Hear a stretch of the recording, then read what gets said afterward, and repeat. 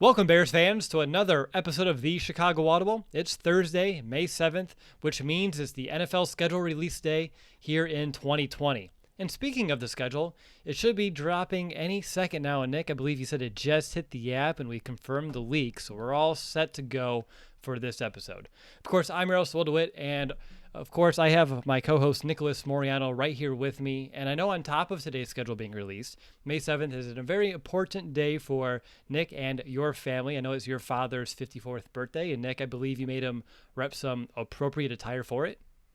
Yeah, absolutely. I had my Brian Urlacher jersey just hanging up downstairs, and I have to make my dad wear this jersey, so I put it upstairs waiting at the table for him when he woke up. And he's like, "What is this for?" I'm like, "Dad, you're 54 today. You're wearing the Brian Urlacher jersey." He's like, "Oh, that makes sense." So yeah, today's his birthday. We had some dinner and went out for a walk. Might as well can when we can enjoy the weather, but just pretty chill day. That's good to hear. That's good to hear. Anything you want to say to your dad? I know he watches every episode, and I know sometimes he's at work. Sometimes he's probably just downstairs at home. But is there anything you wanted to say to him? Well, I'll give you an opportunity here on the show. Yeah, Dad, if you're downstairs watching, don't know if you are, but you might come back and watch. Just want to wish you a happy 54th birthday. Happy birthday, Dad. All right. So, Nick, obviously the schedule is officially out. Are you ready to jump on in? I know we don't want to harp on it too much. We've known the opponents for quite some time now, but every year we do like to break down the schedule as soon as it's released. And this year we've had to wait for a little bit longer than we have in the past, but it's finally here. So I'm excited to finally talk some Bears football. Now we know at least the schedule that is put forward, which always makes it feel a little bit more real than just having a conceptual opponents list, right? Yeah, it definitely makes it, like you said, feel a little bit more real. And hey, we got something to look forward to if the season happens, right? Yeah, that's a big if, but we're gonna act like it is, for at least for this episode. So let's go ahead and analyze that 2020 Chicago Bears schedule, and let's do it like we always do. It's time to pay some homage to Lovie Smith and break this season down into quarters. So for the very first quarter of 2020, the Bears kicked things off week 1, going to Detroit to face the Detroit Lions.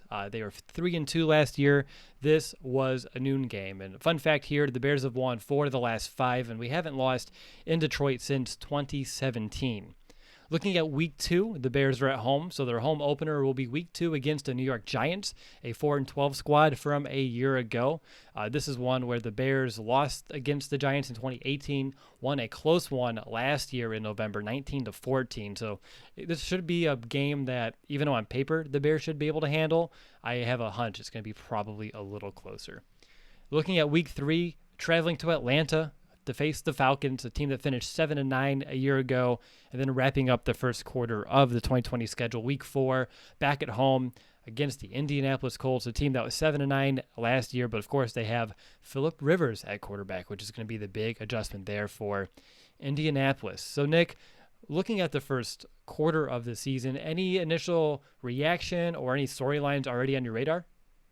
You know what, I think for the Bears 2020 season, with a lot of question marks, I think when you look at just the quarterback position in general with Nick Foles, Mitch Trubisky, this is probably the most ideal situation you could have wanted for a first quarter of the season. It's not that daunting. When you look at an NFL schedule, obviously every Sunday is going to be a battle, but when you open up at Detroit, a team that the Bears have been able to take care of business, just over the years. Then the Giants, who they faced last year, they took care of business as well. Atlanta is it's a team right now that I think is about to get into that rebuilding stage, but is still going to try and remain competitive. And then you have Indianapolis, who's got, obviously, like you just mentioned, Phillip Rivers. But I think if you just look at the first quarter of the season, this is how you would have wanted it to play out, because it gives the Bears a nice easy way, and just a slight ease into the 2020 season. They could feel out the quarterback position. They could feel out just some of these newcomers that are going to be on this team, and you don't face some of those teams that were,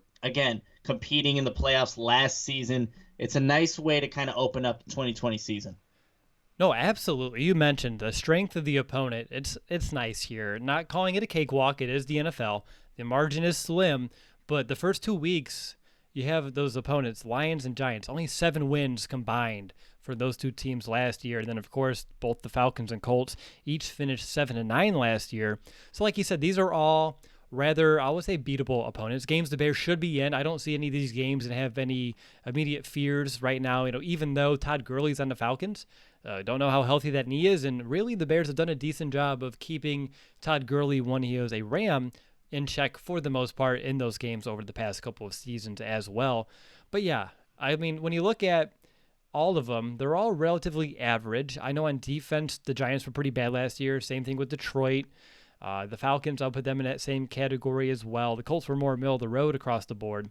And the Falcons, they had a pretty good offense last year, but going up against our defense, an offense that finished top 5 in total yards and 13th in scoring, again, I know Todd Gurley's there, but it's not going to change the end result to me. I have a lot of confidence in his Bears defense, and I'm sure you'd feel the same. So looking at this, it feels like each win or each week should be a win. I'm not trying to get too far ahead of myself here, but on top of just who we're playing, Nick, I'm really a fan of the times here because each 4 of these games are at noon.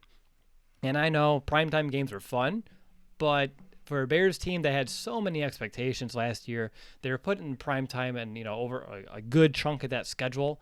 To have them just start the season right there in the middle, right at the noon game, so they're just, hiding in the background a little bit. They can kind of, keep their head down low and kind of keep their nose to the grindstone a little bit against these beatable teams. You can't get caught up in the moment when you kind of have this type of initial schedule. So for me, you're playing teams you should be able to beat. You're playing them in that noon round, so you're going to just be, a typical game. Nothing special about them. And for a team that's just trying to refocus and recalibrate, and of course, probably not get caught up in any expectations this year. And the Bears were obviously underrated probably heading into this year. It's good to see them not in the limelight, at least to kick off this season. What about you? Yeah, I think that is a good way, again, to start the season, not having these primetime games, because I think that's where we see, so at times the Bears just kind of not meet the expectations, right? But the game that, I'm looking at this core of the season, all winnable games like we've been talking about. But I think it's the week 3 matchup at Atlanta. If we're looking for a possible, maybe this is where the Bears actually lose one, that might be it. You're going to, I think, is a very hard place to play in Atlanta, but even though they do have a Todd Gurley, they lost an Austin Hooper who went to the Cleveland Browns, it's still an explosive offense. So the Bears are probably going to have to, if the defense doesn't show up, but I mean, with this Bears defense, they're expecting it. But this is the game that I'm kind of looking at in the first quarter of the season where it's probably going to be a lot tougher than it just looks on the schedule, just based off the record wise and things like that. But Atlanta week 3, that might be the one where if the Bears lose that one, I'm not going to say that I was too surprised. And this is right now. We're looking at it. Just the schedule was just released a couple minutes ago. But I think this would be the one that Bears fans should keep their eye on. And obviously we'll see after the first 2 weeks of the season where these two teams are standing at that point. That's a good call there, Nick. That really is, because, of course, when you go on a road, that is a little bit of a different type of test. And Atlanta is a very tough place to play. They have a really nice stadium, a lot of fans getting there. It gets pretty rowdy in that dome. So, yeah, that's a really good call there. If you're looking for not a trap game, I don't think that's what you were really saying, but if you wanted to be worried about a game in the first 4 weeks, heading to Atlanta may just be the one. All right, let's moving into the second quarter of the season. They kick it off week 5, first primetime game of the year, Thursday night football. You have a short week to go up against Tampa Bay and Tom Brady and the Buccaneers. Really intriguing matchup. Of course, Tom Brady, he is perfect against the Bears in his career. The Bears have never beaten Tom Brady, and to have a short week to prepare for him, and an offense that finished last year 3rd in yards, 4th in points, and now they have Tom Brady. Whew, that one, of course, is already one that you circle and underscore and highlight to make sure you have that one on your radar heading into the year. After that, week 6, you head over to Carolina to take on the Panthers, who finished last year 5-11. Week 7, you have, so this is your first, another back-to-back away stretch. So you hit East Coast, and now you go all the way to the West Coast to take on the LA Rams, who finished last year of 9-7. And then week 8, you're back home, but it's a doozy of a game. You're going up against the New Orleans Saints. So, Nick, looking at weeks 5, 6, 7, and 8, what stands out to you? Yeah, this is where it gets real for the Bears season. Let's be completely honest. After they kind of ease into things with this first 4 games, you get Tampa Bay, a Thursday night football game, prime time against the GOAT, Tom Brady, and you bring in Gronkowski and all the weapons they have there. We've got to see what this team looks like, though, within the first 4 weeks of the season. There's a lot of moving parts, a lot of new pieces that Arians is working with there. You have to see how it comes together, but it is Tom Brady. Like you said, he is undefeated against the Bears. That was all with the Patriots, obviously, in his 20-year career there. But that's a game where if you're the Bears, obviously it's going to be at home, but that's a tough one. And then you go to Carolina. They have Teddy Bridgewater as a quarterback there. Obviously, Christian McCaffrey is going to be the focal point that week, how to stop him in the receiving game in the backfield. DJ Moore is a quality receiver. But the Bears and Rams have been going at it for the last couple of years. Last year, they got the Bears in L.A., and then the year before that, the Bears win on, Santa's sleigh, the play that went to Bradley Sowell in the back right corner of the end zone. And then you have the Saints. They completely annihilated the Bears last season. This is I think if you look at this entire schedule, this is going to really determine what the Bears kind of do. What they do in this part, because 2 games, Tampa Bay and the Saints, those theoretically can be losses. They realistically can be losses for the Bears because they're really good opponents. Yeah, this one, like you said, the first 4 weeks, it's an easing up period. You're getting your feet wet. You're getting used to it. It's a good time to work on your installs and refine your game plan, because once you hit week 5, things get real, Nick. They really do. And you mentioned it. Tampa Bay, as much as they scare me with what we're expecting this Bears defense to look like, that should be a great matchup. You're looking at a potential top 5 offense versus a top 5 defense right there. And, of course, anytime you have those matchups, that's always really exciting. And usually in our cases, the defense reigns supreme, which is exciting as a Chicago Bears fan. And, even the Panthers, even though they were 5-11 last year, I know they made some moves, and they're probably they're moving on from Cam Newton. So that one is one that if you're going to overlook a game, that'll be the one to do it. But we all know, Nick, in the NFL, if you overlook an opponent, that's bad news as well. And you mentioned the Rams, splitting the last 2 meetings. Really, when you look at it, each time a team has won, it's been the home team. So for me, my biggest question here is, can the Bears actually beat the Rams on the road? Can the Bears win in LA? That's going to be one of the bigger questions to answer here. And, of course, the Saints. It's not just the Ted Ginn Jr. revenge game. I mean, there's a lot at stake here. You said they put a spanking on the Bears last season. And so hopefully for everyone who's coming back, which is the vast majority of this team, they remember that. And they use that as good motivation, good fuel. This one's a 3:25 slot, so I'm assuming America's Game of the Week on Fox. So that should be a big game for them. It's going to be, even though it's not a primetime game, it's going to have a national audience for the most part, and it's going to be a very, it's going to be a tough one. I mean, the Saints went very far last year. They're a very good football team, and obviously when you have to face Drew Brees and Tom Brady in a 4-week stretch, you just kind of have to, tighten up your chin straps a little bit and get to work. Any other thoughts here in the second quarter? It's like you said, things are starting to get real once you enter this stretch. Yeah, absolutely. I think just when you look at the quarterbacks in this round, obviously you mentioned Tom Brady and Drew Brees, but the Rams, Jared Goff and that Rams team, for me, they're just so up and down and inconsistent. I think just with how they've been since they've reached the Super Bowl, and even leading up to that offense it hasn't been the same under Sean McVay. So it's going to be a good matchup. Again, it's not that primetime slot, but like you said, well, maybe if these teams are doing what they're supposed to do up until 6 weeks of the season, going into that 7th game, could be a good matchup for the two, especially in the NFC conference games are going to be so important, especially now that there is a 7th team that can make the playoffs. Both these teams are in divisions where it's very competitive, so you definitely want to win, this matchup if possible. And it's just going to be one where if the Bears were to lose 3 games here, I mean, you're setting yourself back, starting off possibly from a, potentially 4-0 start to now being almost even keel there. But it's going to be a tough stretch, and this will really show where the Bears are at. We know that they're competitive. They can be if they have good quarterback play. The defense is going to be there, but you're going up against some, I think, high-caliber teams, and the Saints were 13-3 last season. They were tied with, 2 other teams that were 13-3 in the NFC, so it's going to be a tough matchup for sure. One other comment I saw here from Manny on Periscope, at least about that Rams game, don't forget that is a Leonard Floyd reunion game as well, so he has something a little bit extra to play for in that contest, and obviously that would be one for us to keep tabs on, I'm sure, throughout that entire game week. Leonard Floyd going up against his team that drafted him and let him go for Robert Quinn. I'm not complaining. No, same here.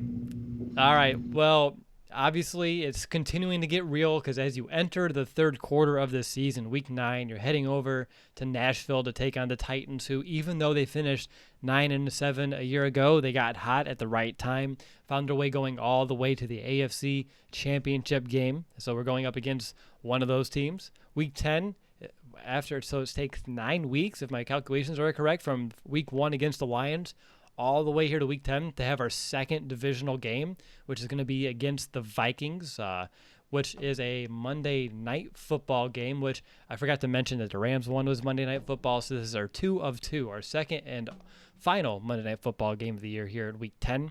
The Bears follow that up on a bye week, which, honestly, when you already have a Monday night football game and then looking up next when week 12 is the Packers and you're heading to Lambeau, I like having the bye week there. Good time to prepare for Green Bay, going to Lambeau, and obviously you already had to face Tom Brady on a short week. Didn't want to do it again here with Aaron Rodgers, presumably Aaron Rodgers, maybe Jordan Love. Maybe getting a little too presumptuous over there as well. But then they kick off, or they wrap up, I should say, the third quarter facing the Lions for the second time. So this will be a back-to-back. This is back-to-back-to-back divisional games? That looks like, yeah. I didn't even notice that until you brought it up there, Will. Yeah, that's exactly what it is. So what are your thoughts there? I mean, obviously the third quarter, you have 3 divisional opponents and then a team that could have ended up going to the Super Bowl last year in the Titans. Yeah, so it's the stretch for second quarter, third quarter, where it'll determine the Bears season, what they make of 2020. But when you have 3 of those divisional games in this stretch here, and you only have faced one divisional opponent, yes, that's good leading up to this quarter, but now it's obviously going to come down to the wire what you do in this kind of quarter of the season. But like you said, the Titans are a team that were right there at the end in the AFC Championship game. They just kind of, lost momentum a little bit. And it's Patrick Mahomes. It kind of happens, right? But Minnesota, Monday Night Football game. Green Bay, a Sunday Night Football game. Then you have Detroit again. So it's a tough stretch for sure. But I think that bye week, week 11, I like it there. I think the later the bye week, when you can just get everybody that's most likely going to be going through some kind of injury pains up to this point in the season, give them a week of rest, and then see what you can do coming out to play Green Bay, your first time playing them this season. It's just the Bears in bye weeks, they usually haven't been the best coming off those bye weeks. It's just something about them. We saw last year, they have the Oakland game, bye week, New Orleans. They just don't come out to play. So hopefully Matt Nagy has figured out how to properly give these guys the rest they need during this bye week, but also have them prepared to play a very important Sunday Night Football game against Green Bay. But now comparing quarter 3 to quarter 2, I would have to give it to quarter 3 right now, Will, as being the more important part of this stretch, just because of those divisional games. Yeah, I mean, those are going to weigh very heavily here. And whenever you have 3 and 2 of the 3 are going to be in prime time, of course, Monday Night Football, the Vikings, Sunday Night Football, the Packers. I'm glad there's a bye week in there, but you mentioned it too. The Bears tend to come out flat after a bye week, and I hope that going to Lambeau is the only remedy you need to not go out there and play flat. You know what's at stake there, especially at this point of the season. Our history in Lambeau, so hopefully that's enough motivation, but it could be one of those games you have the bye week. You have to wait all the way to prime time. You're up there in Lambeau. If they come out flat, I mean, I know it's only May 7th, but we can look back at it saying, like, well, I mean, we knew it could have been a possibility, and I'm sure we'll still be pretty pissed in the moment, but it's not going to really help us all too much right now. But other than that, of course, the Packers being the first time here, that'll be our first scratch of the Jimmy Graham and his, quote, revenge. I know the Saints are a former team that he's playing with as well, and I know you're looking at the bye week. I know you like the later bye. I like the later bye. I haven't seen one this late for the Bears in quite some time. The latest I saw was like week 9, which happened in 2014, 16, and 17. But the last 2 seasons, it's been week 5 and week 6. And every year we thought those were a little too early. And I think we're right. And I'm glad that week 11, it's a good time. You should have your identity set. You just got to rest up, get healthy, and then get ready for this final stretch of the season. A little less than the second half, which I think is usually where fatigue starts to set in. So having it at week 11 is a good time to hit the reset button and regroup. And, of course, like you said, get healthy. All right, moving on to the final quarter of the season, Nick. We stay at home here, and we're going to face the Houston Texans, who finished 10-6 a year ago. Then we're going to head over to Minnesota in Week 15 to take on the Vikings for the second time. Go back on the road, heading south to Jacksonville to take on the Jaguars, who finished last season, of course, 6-10. Nick Foles is the big storyline there to follow. I think that's an obvious one. And then we wrap up the season against the Packers at home. And it's the first time closing against Green Bay since 2013. For all intents and purposes, the Bears lost that one at home. Thanks, Trestman, I guess. But Nick, looking at the fourth quarter, curious what your initial reaction is to it. Yeah, I mean, obviously the Texans matchup, Bears fans are going to be keying in on this one just because they could have had Deshaun Watson over Mr. Trubisky. So that'll be the big storyline going into that one. And that's going to be a tough matchup as well. They had a 24-point lead over the Chiefs, and then Patrick Mahomes does Patrick Mahomes things and, leads them to a comeback victory. But at Minnesota, I think looking at both the Minnesota matchups, I have this one being where, look, if the Bears are going to split with the Packers and Vikings this season, this would be the one where they potentially take the L just because, look, it's a divisional matchup. If it's going to come down to the wire, it could possibly happen, especially being at Minnesota. But the Bears, have been taking care of business against the Vikings and Lions as of late. Then Jacksonville, look, they're not the same team that was just in the AFC Championship just, a couple of years ago. So I'm not too concerned with the Jacksonville Jaguars. And then Green Bay again. You're hoping that if the Bears are splitting, they can take a victory and win at Soldier Field and, just wrap up their season on a high note. But I look at this, again, you have two divisional matchups. You have two AFC teams. So if you're going to lose anybody, lose to these AFC teams. But it's still, if it's going to come down to the stretch, getting that potentially seventh playoff spot or wherever the Bears may land, it's still a tough stretch when you look at just the quarterback play that's going to be in this stretch too. Deshaun Watson, whatever you want to think about or say about Kirk Cousins, and then you have Aaron Rodgers. And if you're afraid of Gardner Minshew, I don't know what to tell you. But, you have some good quarterbacks that are in this last quarter of the season. Yeah, you said it. 2 more division games, and I was doing some quick math here. That means 5 of the final 7 games for the Bears this year are going to be divisional games. So obviously, I know we talked about almost each one of these quarters they're important. I mean, the whole season is, and that's what makes the NFL such an amazing sport, that each week does matter. But when you look at the 5 of the final 7 being divisional games, like those are the meals you have to eat. If you want to win this division, you need to find a way to win the majority of those games. And of course, if they weren't anyway, we probably have similar problems. But I do think they take extra precedence when they are in your own backyard, in your own division, right there in the black and blue NFC North. Other than that, any other small storylines I see? Of course, you have the Mingo revenge game against the Texans as well. Again, he was a third-string guy. I'm not going to look too much into that. But Tashaun Gipson, and we're going to talk about him in a little bit, he's going up against two of his former teams in Jacksonville and the Texans in this stretch, which is interesting. We've seen Jimmy Graham do the same thing earlier in the year with the Saints and the Packers, and Gibson's doing it here, of course, with Houston and Jacksonville. But yeah, really interesting. And the only other thing I wanted to bring up here in that final quarter is I love how it ends, just like it began, with straight up noon games. Again, not putting the Bears too much into prime time, especially if they're fighting for a wild card spot here, or perhaps, honestly, the division's going to be at stake here this final stretch. So I like that they're all going to end up at noon. That way they can just take care of business without too much pressure from, the national audience on them, which we've seen mixed results on here from the Bears over the past couple of seasons. So I like how the season begins with noon games and ends with another good stretch of those as well. Hide the primetime games in the middle of the season. I like the overall thought process behind it. Yeah, we didn't have enough noon games last year, and it was weird not seeing them in that time slot. But you never know. At this point in the season, there's a lot of games that are being flexed as well, and it's a good thing if we see the Bears are being flexed to a primetime game. That means they got to somewhat be doing well. So if there's a primetime slot that gets maybe slotted for the Texans game, it's going to be highly anticipated. Maybe it's Mitch, maybe not, presumably not Nick Foles versus Deshaun Watson there, but that would be an interesting mix-up if that were to happen towards the end of the season as well. Yeah, in Week 16, Nick Foles and the Jaguars, the team that he obviously wanted out of. He's like, get me out of Jacksonville, please. This was a huge mistake, and he took a pay cut to make it happen. And, of course, I'm assuming here he'll be the quarterback there in Week 16. You never know. We could be talking about Mitch Trubisky versus Deshaun Watson here in this stretch. That could be a potential storyline as well, yet again. And, of course, then if that happens, then the Nick Foles and Jaguars will be the only storyline to be Nick Foles either on the bench and or I'm not going to say what the other alternative could be.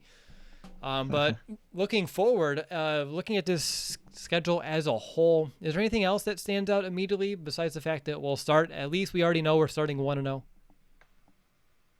Yeah, I mean, that's always a good – as soon as I saw the schedule, it's like we're opening it against Detroit. Thank goodness. I mean, look, the Lions for the longest time have been trying to rebuild, and they're still currently rebuilding, 4 years into their rebuild. So it's not a team that I think Bears fans should worry about. I know it's a divisional game. They played them, tight last year, even in both the games they played, but it's Detroit.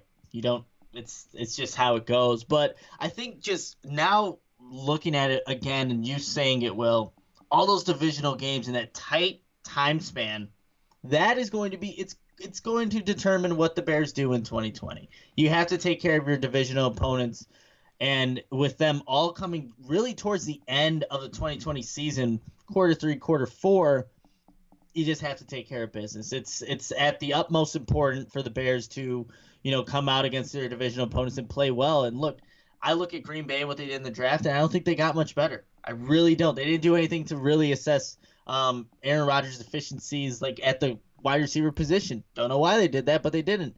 Then you have Minnesota that lost all their secondary nearly. So I like the Bears' chances in these divisional games, but we'll see what ends up happening there. Manny is slaying it here in Periscope in the chat. Thank you. One more storyline we omitted, which I'm not surprised we forgot, is Trey Burton in the Colts. That's right. Not surprised. Yeah, I mean, we didn't see him too much last year. He just kind of was in the shadows, and who knows if he didn't play the Eagles, would he play us? I'm kidding. I mean, we're not going into all of that here in the podcast, but this is something just to throw out there. But all right, so we talked about, of course, there's going to be peaks and valleys like there are with every schedule. So Nick, when you're looking at these games, do you have an easiest stretch? Is it going to just be the first 4 weeks? Because that's what I have. I think it has to be, just because you look at the opponents. None of those teams went to the playoffs last season, and they're still trying to figure out things. Like I said, with the Lions, the Giants. I mean, I can't even name really a defensive starter that the Bears really have to worry about. Maybe that's just me and not having enough knowledge there, but the Giants' defense doesn't really scare me. Their offense is still trying to build off of Daniel Jones and trying to put the right pieces with Saquon Barkley there. But that's not a scary matchup. Atlanta, like I said, yes, they get Todd Gurley. They lose Austin Hooper. But it's like there are things that these teams are still working through. And you have the bridge quarterback with Phillip Rivers in Indianapolis. So they're still figuring out things as well. I think that has to be the easiest stretch, because all these teams, even like the Bears, are still trying to find ways to fill the holes that are currently on their teams. Exactly. And that's what makes this point of the offseason real interesting. Like, we know what they did in free agency, we know what teams did in the draft, we just really don't know how it's all going to come together probably until even midway into the season. I mean, that's usually how the NFL schedule works. I mean, teams start off slow, they get hot, the opposite happens as well, and as of right now it feels like an easy stretch, but you never know. One of those teams can put some pieces together and end up being a much more I was going to say dominant force, but I feel like that may be a slight stretch, but I'll use it anyway. A dominant force here, maybe, that we are expecting, which also leads into the next part of this, which is what's going to be the hardest stretch. For me, I'm splitting a couple quarters here. I'm looking either week 7 through 12 or week 8 through 12, depending on where you want to kind of categorize the Rams. But Rams, Saints, Titans, Vikings, Packers, that's a tough stretch. Yeah, that is a very tough stretch there, Will. I think if I'm really just looking at this, I would say just quarter 3 in general. looking at that quarter specifically, Titans is not going to be an easy matchup unless the Bears just completely take out Henry. Then you make that team just a little bit more one-dimensional, but there's some good receivers out there in Tennessee. And then Minnesota, Monday Night Football, it's going to be a tough matchup. Yes, you have the bye week for Green Bay, but it's at Green Bay. The last time the Bears have won in Green Bay, I believe, is the Thanksgiving Jay Cutler game, if I'm not mistaken. So it's been a while since the Bears have had some success at Lambeau Field. And then, yes, it's Detroit, but it's still a divisional game, and I said not to worry about them, and you probably still shouldn't worry about them. But, again, another divisional matchup, and we'll see where the Lions are at that point in the season. But I'm looking at quarter 3 as being that real grind, really. It's going to be a grind that quarter. Yes, you get the bye, but it's going to be tough for sure. Yeah, it's going to be, I mean, really, you said quarter 3, which was part of mine as well. Just that entire middle glob that is the schedule is very, it's daunting, but if the Bears want to be a team to beat this year or a team that makes it into the playoffs, you have to find a way to just get it done and, grin it and bear down. Aha, see what I did there? All right. I did. You did. I'm glad that you were able to catch that. I'm sure everyone else is like, well, quit the dad jokes. So we'll move on. Nick, usually at this time, we like to kind of help determine our annual meetup. So it was 2 years ago or so that we decided, hey, we'll go to Miami to root on the Bears in Miami in 2018. A year ago today, or a year ago or so, we decided we'll go to the Chiefs game. So we need to figure out what game we're going to this year. And Nick, all I'm going to say is we need to win, because it's been a tough stretch. We haven't seen a win since the Eddie Jackson game during his rookie year when he had both of those defensive touchdowns. So it's been some time.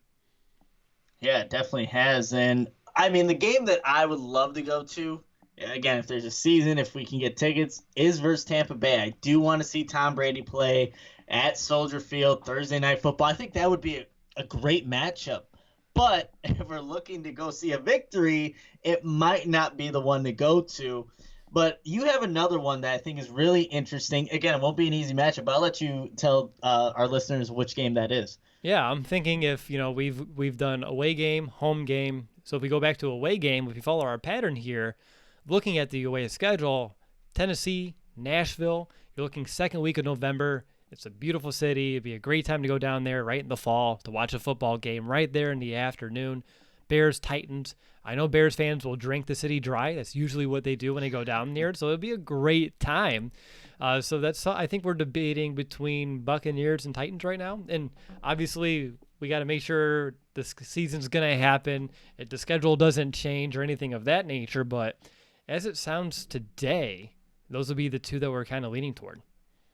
Yeah, I mean, the Tennessee matchup sounds like it would be a great time just to go down there. I've never been to Tennessee. My brother went last year just in Nashville, had a great time. So he said you have to go there whenever you get the chance. So this would be a great opportunity, and maybe I think it would be a better opportunity to see a Bears victory as well. But it's still going to be a tough matchup. But those are the two games, and I think they're going to be a fun time regardless of the Bears win. We always have a great time, but I think Tennessee, I mean, now that we're kind of talking about it, I'd be down to go to Tennessee. Nashville's a great city. There's a lot of good food. I can show you around. I've been a handful of times. It'd be a really good time. I also see someone in the chat, scroll back up, Robert said that we need to go see the Bears versus the Rams out in LA. Never been to the West Coast in my life, so that would also be a bucket list item as well. So I know you get free flights no matter where you go, Nick.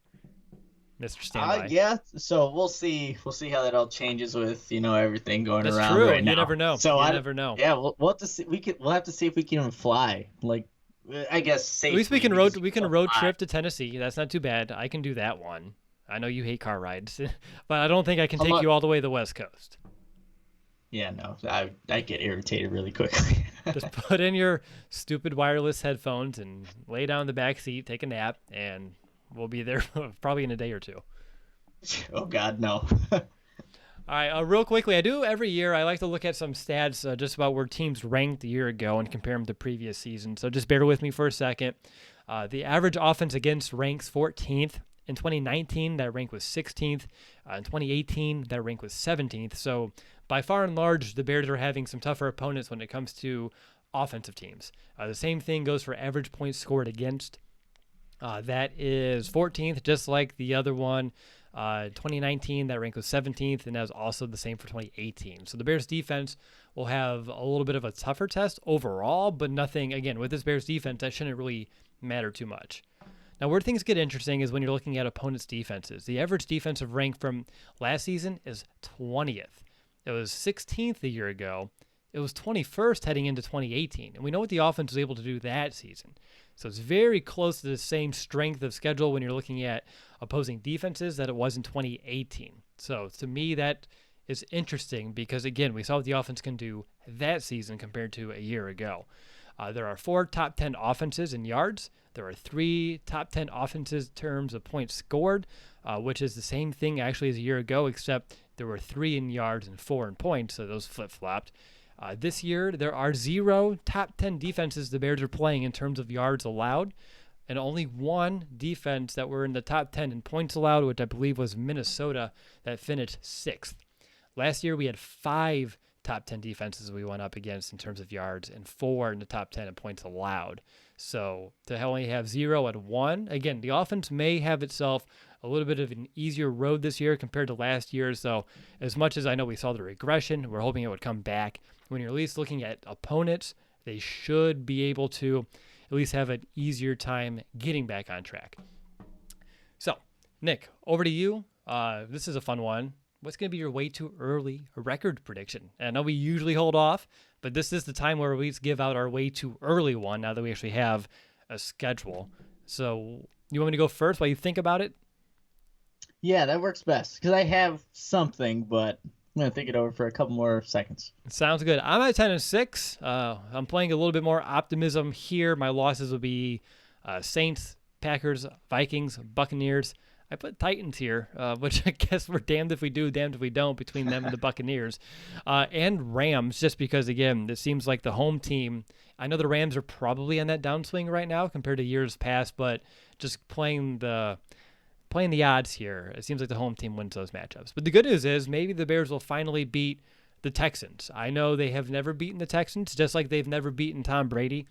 It would be amazing if we could get both of those monkeys off our backs here in 2020. But I don't know. I'll take one, which for me is going to be beating the Houston Texans. How about you? What's going to be your way too early prediction?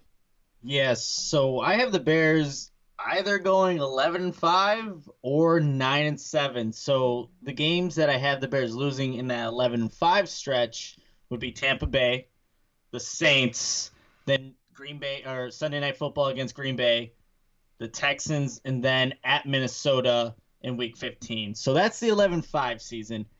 9-7, I could see it going either way with the Rams game. You just never know. It's going to be a mid-afternoon game. You're at LA, so that could be potentially a loss. And then also that Titans game. I could see that that's going to be a struggle for the Bears. The same losses as the 11-5 season. So 11-5, 9-7 in that range. Just again, initial look, the schedule was just released, but the Bears have some winnable matchups. They could start off hot. It's just really quarter 2, quarter 3. There's a couple of games in quarter 2, but really quarter 3 for me is where we'll see where the Bears really are at. Exactly. We're going to find out at that point who the Bears are. Any final thoughts on the schedule? Or are we ready to move on to our second agenda item today? Let's go to our second agenda item. All right. So with that wrapping up our schedule analysis, and before we call it a day, we did want to take some time to discuss what we're going to call the 2 key veteran signings. We've been micro-focused on the draft over the last 2 weeks. Of course, we've been collecting a ton of interviews. Nick's done a great job of continuing that this week. I know he had a great podcast that came out yesterday as well. And now it's time to pay attention, though, because these are some low-key signings, at least around the league. But here in Chicago, I think are going to pay some pretty high dividends. The first one I want to bring up today is going to be the signing, of course, of Gibson. He is turning 30 here in August. And, of course, whenever you bring in a safety, Nick, we were hoping it would have been a pure box safety. But when you're looking at Gibson's career, he's been more of a free than a strong safety. I know he's been around for the media lately saying he doesn't care what his role is. He can play in the box. He can play center field. He's going to do whatever he's asked. He said he's pretty interchangeable. He's just played with more, quote, box types, so he's been asked to play more free safety. So for me, I mean, there's a lot to like about Gibson and what he brings to the table in terms of his ball mentality. You see it on the film. It's the way he plays the game. He's always looking to take away the football, evident with his 23 career picks, 8 of them coming in the last 3 seasons. When you're looking at signing Tashaun Gipson, what stands out to you? And obviously, it may have gone a different route than we thought, but I don't think any of them expected Gibson to be on the market when he was. And Brian Pace got him here. It's a veteran minimum contract, so super team friendly. And I think all that combined turns this into a really great signing. Yeah, so I mean, when you look at Tashaun Gipson, kind of what he brings, like you said, Will, he has mostly played that free safety position, but the Bears just experimented with that with Ha Clinton Dix last season. And you know what? For the most part, Eddie Jackson, Ha Clinton Dix, they did a good job being the deep end of that defense there. Yes, I think a lot of fans would like to see Eddie Jackson being that single high guy, but Chuck Pagano likes playing 2 deep safeties. And the most ideal situation would have 2 guys that are familiar and capable of roaming around the back end of that defense. So I think just this season, you want to see Eddie Jackson just being a little bit more of that single high. Not to say that's going to happen with Tashaun Gipson there, but it's a 1-year deal. We've seen Ryan Pace do this a bunch of times, and there have been times where early on where it's failed. You think of like, oh, well, I don't think Marcus Whedon was a 1-year deal, but it ended up being 1 year and out. Yeah. But there's been times where it has worked, and like a Prince of Mukamara, where it's a 1-year deal, and it's paid dividends, where you get some productive years out of a player. So we'll see what happens, but there's been a lot of players that have come to Chicago playing this defense and have done some good things. And there's also some continuity with Buster Screen there. I think Tashaun Gipson was just saying that relationship has been his strongest one that he's had in the NFL. So you want to have guys that have some familiarity in the secondary, and at least he has Buster Screen there. I'm sure he's going to work well with Jalen Johnson, Kyle Fuller, and Eddie Jackson too, but I like the signing. It does upgrade the safety position for sure. Now, of course, you've been pretty vocal and adamant that you would have been okay with a Deon Bush. Do you see Bush now as a primary backup, or does he still have a chance to earn a job here in camp? No, I would say now he gets slotted to that backup role. When you have to go a big nickel, that's where you'll see Deon Bush probably enter the game. So, again, he's going to have limited reps like he has his entire career with the Bears, but look, Ryan Pace did a good thing by bringing in Tashaun Gipson because it is an upgrade over a Deon Bush. Like I said, I would have been comfortable with him starting, but bringing a guy like Tashaun Gipson shows more of this win now mentality like it has been the entire offseason with a lot of the moves the Bears have made. So it was a good move for sure. I would have been comfortable with Deon Bush, but it looks like we'll probably only see him if there's an injury or if the Bears go into that big nickel packages. Now, I know you hit on this briefly, but I do want to get your thoughts on how the Bears should or how you envision them using both of these safeties. Again, they're both interchangeable. Eddie Jackson did play more in the box last year than he has in the past. Not saying that's maybe where he is best utilized. So for you, Nick, how should Pagano use both of these safeties? I know maybe you're not qualified to tell him how to do his job, but if you had your way here, how would you use them? Would you just make one? Would you make Eddie Jackson the free and put Gibson in the box, or would you interchange them out depending on the opponent? Just curious how you think the Bears can get, of course, the most maximized potential on both these safeties. Yeah, so I think a lot of it's going to happen on a game-to-game basis where the defensive scheme and how the team is trying to play the Bears defense is going to dictate which safety kind of rolls down. But I think that Eddie Jackson did a lot of those pick sixes, those interceptions were coming when he's just jumping routes kind of underneath a little bit. So it's not that he's playing a single high, but then he's just rotating over and getting underneath these routes sometimes. You look at the pick six against Detroit, what was that, 2 years ago now. All Eddie Jackson doing is reading the tight end going on the out route, and he's just rotating over and jumping that. That's where you kind of want to see Eddie Jackson a little bit more. I guess that's a little bit more single high. So I guess that would be the ideal situation. But how Chuck Pagano likes to use his safeties, they're both going to be the 2 deep guys. And based off of the offensive alignment, the scheme, the formation, then you'll see the safeties kind of rotate at the last second to, one, not disclose what they're doing on defense, and to hopefully confuse the quarterback. But you just want Eddie Jackson to have as much flexibility and just options to jump routes as possible. And if you have Tashaun Gipson being a guy that can maybe play a deeper half, so Eddie Jackson can go jump a route, I'm all for it, because that's where Eddie Jackson gets his money. That's why he's the highest paid safety, and that's what we have to see more in 2020. Absolutely. I'm glad you kind of went that route, because that's the route I was hoping that you would go. It would be, of course, nice to put Jackson where he thrives, where he's a little bit more natural. And even for Gibson, he's still someone, even if he would play more in the box than he has in his career, he has the ball, like I said, the ball attitude, the ball mentality, the ball production, like 23 career interceptions just from him as well. And there's multiple seasons with 3, 4 plus. That's exciting. With this defense, with this pass rush, he should have his fair share of opportunities as well. And when you have both of those guys back there, it makes for a real scary combination. No one's going to want to throw it on either of those safeties, where last year maybe they could pick on Clinton Dix just a little bit more than maybe they would a Gibson. All right, so let's move on. We also have to talk about Ted Ginn Jr. here. He did just turn 35, but the Bears finally continue to add more speed to their offense by signing of Ginn. Obviously, that came shortly after drafting another speedster in Darnell Mooney. So Pace, he's not putting all of his eggs in one mid-round draft pick basket, which is a pretty wise move, if you ask me. Now, again, he's coming off a 3-year stint in New Orleans.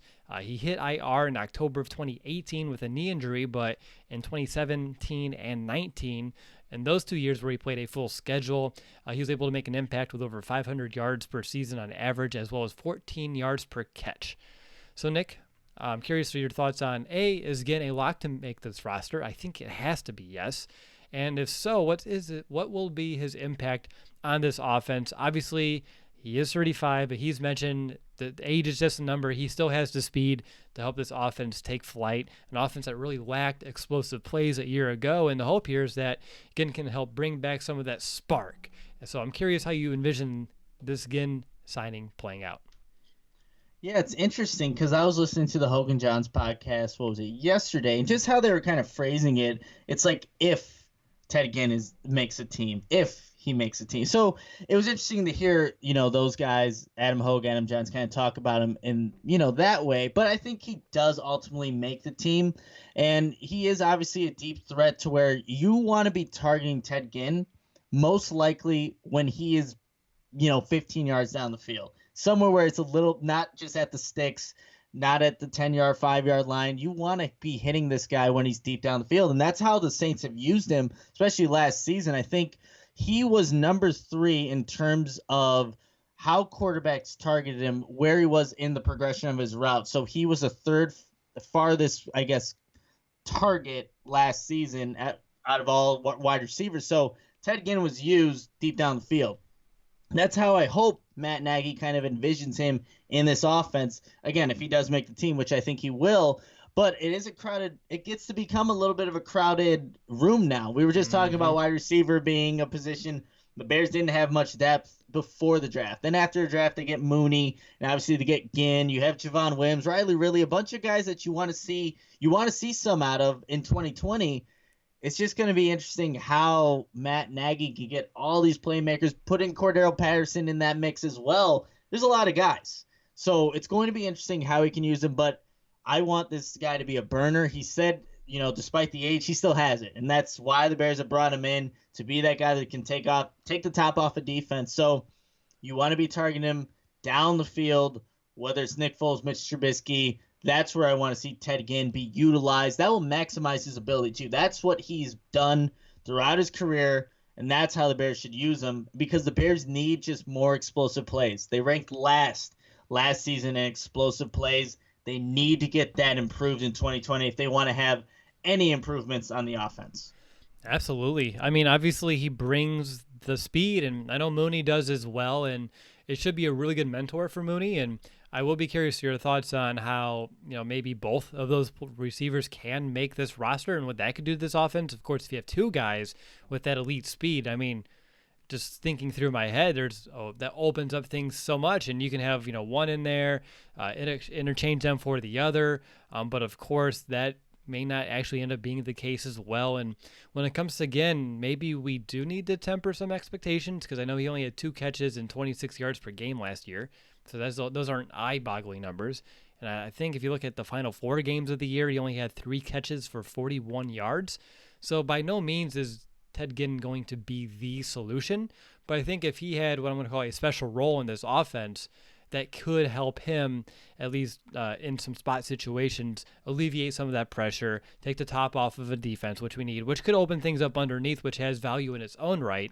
So when it comes to what you see out of Ginn Jr. next year, if he makes this team, what would be those proper expectations? We're not going to expect him to go out there to have a 700-800-yard season, right? No, I don't think that would be realistic for a Ted Ginn Jr.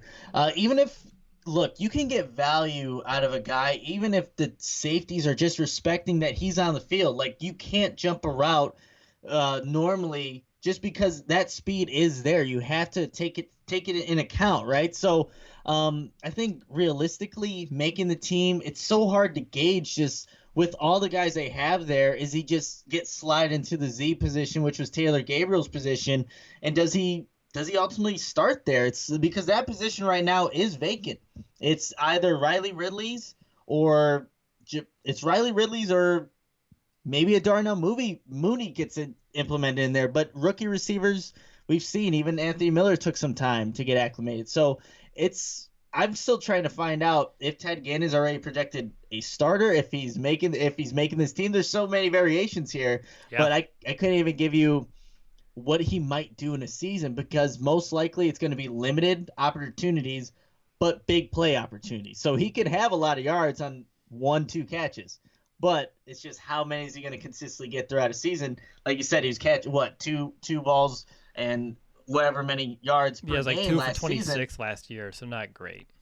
Yeah, so it's not like, even with Drew Brees and you have Michael Thomas, which a lot of the defense are catering to him, he didn't produce as much. So I think we have to just temper expectations in Chicago, because there's a lot of things they have to figure out in offense before Ted Ginn Jr. becomes, a big player for them. I'm excited to when we get to our Countdown to Camp series, which I know will be kicking off here soon-ish, to get to the receiver episode, because trying to calculate who's going to make this team, who's not, who's on the bubble. There's a lot of bubble kind of guys here, and it can go really any way depending on how camp shakes out. So that will be one of the more jam-packed and really intriguing episodes out of all the positional previews we'll be doing here on the podcast. That's one that I'm definitely looking forward to, because like you said, there's a lot of variables, a lot of variations of how that wide receiver room could end up looking come the actual season. Is there anything else you wanted to mention about these two players? On top of them being veterans with a wide breadth of experience, I do like that they both came after they're not going to count against the comp pick equation, so that's going to be helpful for our future draft pick stock.